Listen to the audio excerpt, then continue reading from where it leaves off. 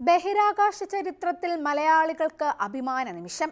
NASA ബഹിരാകാശ യാത്രികനായ Indian വംശജനായ doctor Anil Menon ബഹിരാകാശത്തെത്തുന്ന ആദ്യ മലയാളി എന്ന നേട്ടത്തിലേക്ക്. ജൂലൈ 14-ന് കസാക്കിസ്ഥാനിലെ ബൈക്കോനൂർ കോസ്മോഡ്രോമിൽ നിന്ന് സോയൂസ് MS-29 പേടകത്തിൽ അന്താരാഷ്ട്ര ബഹിരാകാശ നിലയത്തിലേക്കുള്ള 8 മാസം നീളുന്ന ദൗത്യത്തിനാണ് അനിൽ മേനോൻ യാത്ര തിരിക്കുന്നത്. വൈദ്യശാസ്ത്രം, സാങ്കേതികവിദ്യ, ബഹിരാകാശ ഗവേഷണം എന്നിവയുമായി ബന്ധപ്പെട്ട നിർണായക പരീക്ഷണങ്ങളാണ് ദൗത്യത്തിന്റെ പ്രധാന ലക്ഷ്യം. ഇനി നോക്കാം ആരാണ് അനിൽ മേനോൻ എന്ന്. പരിശോധിക്കാം വിശദമായി. ഞാൻ അഞ്ജിത. ബഹിരാകാശത്തെത്തുന്ന ആദ്യ മലയാളി എന്ന നേട്ടത്തിലേക്ക് നാസയിലെ ശാസ്ത്രജ്ഞൻ ഡോക്ടർ അനിൽ മേനോൻ എത്തുമ്പോൾ പാലക്കാടിനും ഒറ്റപ്പാലത്തിനും അഭിമാനിക്കാം. ജനിച്ചത് അമേരിക്കയിലാണെങ്കിലും ഇന്ത്യൻ നാഷണൽ കോൺഗ്രസിന്റെ മലയാളിയായ ആദ്യ അധ്യക്ഷൻ ചേറ്റൂർ ശങ്കരൻ നായരുടെ പിന്മുറക്കാരനാണ് അനിൽ മേനോൻ. 8 മാസം നീളുന്ന ദൗത്യത്തിനാണ് അനിൽ മേനോൻ ഉൾപ്പെട്ട സംഘം കസാക്കിസ്ഥാനിലെ ബൈക്കോനൂർ കോസ്മോഡ്രോമിൽ നിന്ന് റഷ്യയുടെ സോയൂസ് MS-29 പേടകത്തിൽ ചൊവ്വാഴ്ച പുറപ്പെടുന്നത്. 8 മാസത്തോളം അനിൽ ബഹിരാകാശത്തുണ്ടാകും. ബ്രിട്ടീഷ് ഇന്ത്യയിൽ അഡ്വക്കേറ്റ് ജനറലായ ആദ്യ ഇന്ത്യക്കാരനായ ചേറ്റൂർ ശങ്കരൻ നായർ വൈസ്രോയുടെ കൗൺസിൽ അംഗമായിരിക്കെ ജാലിയൻ വാലാബാഗ് കൂട്ടക്കൊലയിൽ പ്രതിഷേധിച്ച് രാജിവെക്കുകയായിരുന്നു. ചേറ്റൂരിന്റെ 3ാമത്തെ മകളാണ് കിഴക്കേപ്പാട്ട് പാലാട്ട് മാധവിയമ്മ. മാധവൻ അറത്തിൽ കാൻഡത്തിന്റെയും മാധവിയമ്മയുടെയും 2ാമത്തെ മകളാണ് കല്യാണിക്കുട്ടിയമ്മ. ഇവരുടെയും മാങ്ങാട്ട് ഗോപാൽ മേനോന്റെയും മകനാണ് അനിൽ മേനോന്റെ അച്ഛൻ കിഴക്കേപ്പാട്ട് പാലാട്ട് ശങ്കരൻ മേനോൻ. യുക്രൈനിൽ ജനിച്ച് അമേരിക്കയിലേക്ക് കുടിയേറിയ ലിസ സാമലോഗോ ആണ് അനിൽ മേനോന്റെ അമ്മ. ബഹിരാകാശ ശാസ്ത്രജ്ഞയായ അന്ന മേനോനാണ് ഭാര്യ. പ്രണയത്തിന് ശേഷം 2016-ൽ വിവാഹിതരായ ഇരുവർക്കും 2 മക്കളുണ്ട്. അച്ഛമ്മയായ കല്യാണിക്കുട്ടിയമ്മയെ കാണാൻ അനിൽ മേനോൻ പാലക്കാട്ട് എത്താറുണ്ടായിരുന്നു. 2024-ലാണ് അവസാനം വന്നത്. ആ വർഷം കല്യാണിക്കുട്ടിയമ്മ മരിച്ചു.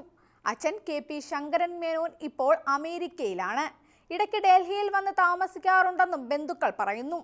2014-ൽ ഫ്ലൈറ്റ് സർജനായി നാസയിൽ ചേർന്ന അദ്ദേഹം ISS-ൽ താമസിച്ച് ജോലി ചെയ്യുന്ന ബഹിരാകാശ യാത്രികർക്ക് വൈദ്യസഹായം നൽകിയിരുന്നു.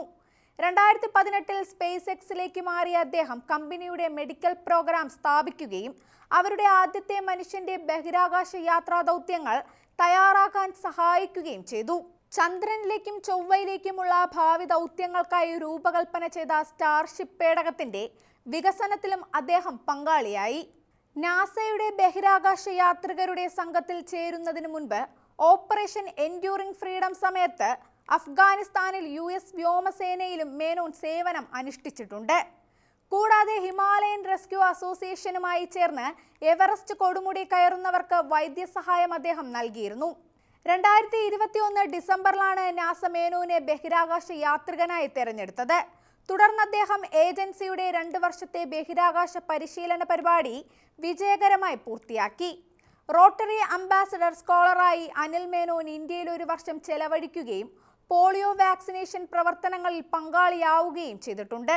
ISS-ൽ അനിൽ മേനോന്റെ ചുമതലകൾ എന്തെല്ലാം?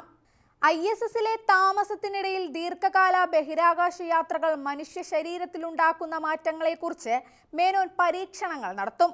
മൈക്രോഗ്രാവിറ്റി, രക്തപ്രവാഹം, സിരകളുടെ ഘടന, രക്തത്തിന്റെ ഘടകങ്ങൾ എന്നിവയെ എങ്ങനെ ബാധിക്കുന്നു എന്നത് ഇതിൽ ഉൾപ്പെടുന്നു. നിലയത്തിലെ കുടിവെള്ള സംവിധാനം ഉപയോഗിച്ച് ഇൻട്രാവീനസ് ഫ്ലൂയിഡുകൾ ഉൽപ്പാദിപ്പിക്കുന്നതിനുള്ള സാങ്കേതിക വിദ്യകൾ പരിശോധിക്കാനും അദ്ദേഹം സഹായിക്കും. മെഡിക്കൽ സാമഗ്രികൾ പരിമിതമായേക്കാവുന്ന ഭാവിയിലെ ആഴത്തിലുള്ള ബഹിരാകാശ ദൗത്യങ്ങളിൽ ഈ സാങ്കേതികവിദ്യ നിർണായകമായി കണക്കാക്കപ്പെടുന്നു. ഉയർന്ന ശേഷിയുള്ള കമ്പ്യൂട്ടിംഗ്, ആർട്ടിഫിഷ്യൽ ഇന്റലിജൻസ്, അത്യാധുനിക മെഡിക്കൽ ഉപകരണങ്ങൾ എന്നിവയിൽ ഉപയോഗിക്കുന്ന ഘടകങ്ങളുടെ വൻതോതിലുള്ള ഉൽപ്പാദനത്തെ പിന്തുണയ്ക്കാൻ കഴിയുന്ന സെമി കണ്ടക്ടർ ക്രിസ്റ്റലുകൾ ബഹിരാകാശത്ത് നിർമ്മിക്കുന്ന പ്രക്രിയ മെച്ചപ്പെടുത്തുന്നതും അദ്ദേഹത്തിന്റെ ഗവേഷണത്തിന്റെ ഭാഗമാണ്. ഒഗേമെന്റഡ് റിയാലിറ്റിയും ആർട്ടിഫിഷ്യൽ ഇന്റലിജൻസും ഉപയോഗിച്ച് അദ്ദേഹം അൾട്രാസൗണ്ട് പരിശോധനകൾ നടത്തും. ഭാവി ദൗത്യങ്ങളിൽ ഭൂമിയിൽ നിന്നുള്ള മെഡിക്കൽ സഹായത്തെ ആശ്രയിക്കുന്നത് കുറയ്ക്കാൻ ഈ പ്രവർത്തനം സഹായിക്കും.